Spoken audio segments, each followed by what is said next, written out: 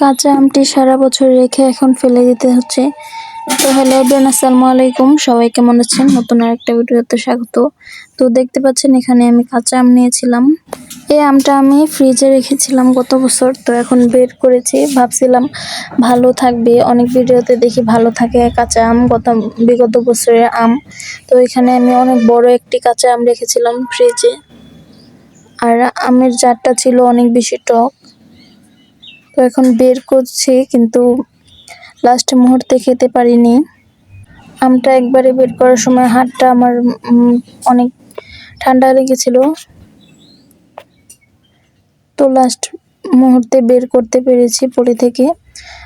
অনেক আশা নিয়ে কেটেছিলাম, যেহেতু এখন আমের সিজন না। এটা গত কিছুদিন না, কয়েক মাস, 2 থেকে 3 মাস আগের ভিডিও।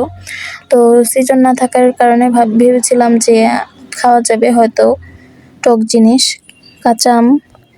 তো ফ্রিজ থেকে বের করেছে ঠিকই, কেটে নিয়েছি কিন্তু খেতে পারিনি। তো দেখতে পাচ্ছেন আমের কিন্তু সবুজ কালারটা নেই, যদিও আম কালার না থাকারই কথা, কিন্তু আমি ভিডিওতে দেখেছিলাম অনেকেই বলে আম নাকি থাকে অনেক দিন।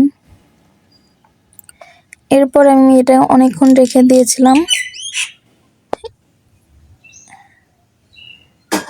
বরফটা ছাড়তে আমি রেখে দিয়েছিলাম। তো রাখার পরে বরফটা ছাড়ার পর আমি কেটে নিয়ে ছিলে নিয়েছি।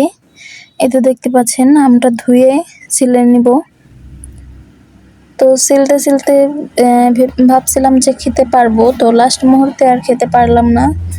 আমটা সিলছি ঠিকই, কিন্তু এটা একটা ফোমের মতো হয়েছিল, খাওয়ার মতো ছিল না। আমি এখান থেকে একটু মুখেও দিয়েছিলাম, কিন্তু এটা খাওয়ার মতো স্বাদও ছিল না, এবং দেখতেও খুবই বাজে হয়েছে, ফোমের মতো হয়ে গিয়েছিল পুরোটা।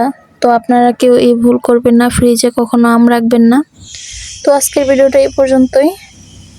আসসালামু আলাইকুম। সবাই আমার ভিডিওটাতে লাইক করে দিবেন। আল্লাহ হাফিজ।